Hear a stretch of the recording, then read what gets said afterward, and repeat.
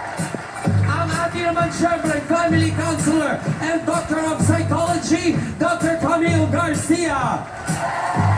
At syempre ang ating Reverend Father Spiritual Advisor, Father Albert Mecaidor. Mga kapatid, ang ating trio tagapayo. Napupusogin tayo sa aral ngayon, pareho ng pagkapusog natin sa mga masasarap na pagkain. At Pasko siya, saktong-sakto. Ang mga bisita natin, aba, magninang. Pero, bakit parang hindi nagustuhan ng nanay ng inaanak ang aginaldo ng ninang sa kanyang inaanak nga? Eh paano nga kasi si Ninang na in love raw sa kanyang inaanak?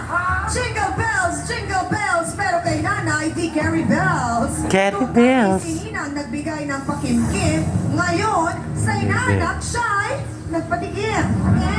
Ito ang ating face-to-face issue of the day.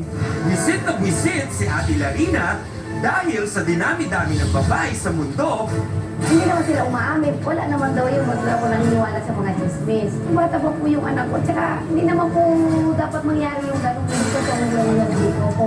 Nililigawan niya ako. Hanggang sa nagkabibilupan kami. Magkaka sa akin pag nagharap tayo. Pati ba naman ako kinakatalo mo? Nakikiusap siya sa akin. Mahal daw niya ako. Wala kang magagawa. Sulian na kaya talaga ng kantina?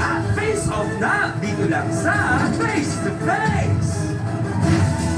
Mga ka-face-to-face, ano ang gagawin mo kung ang iyong kumare ay napag-alaman mo na may relasyon sa iyong anak? Ito po ang pinagdadaan ng issue ngayon ni Ate Larina Cabrera. Pasok!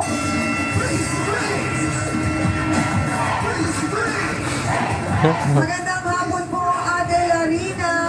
Sa sobrang ganda Ilan nito. po ang anak natin? Amin po. Anin.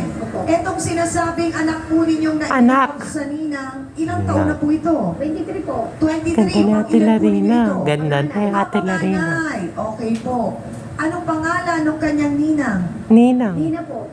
Ninang sa Binyag Kupil. Ninang po sa binyag. Binyag. Anong pangalan po? Nina. Lina. Okay. Paano po ninyo nalaman na may mga ganung pangyayari? Umalis pa daw po nagsimula yung relasyon nila pero natuklasan ko po ngayong October lang po kasi buntis po ako yung October. Karapanganak ko ng October. Ang tanong ko po, bakit po si Lina ang napili ninyong maging ninang ng inyong anak? Kasi naging magkaibigan po kami sa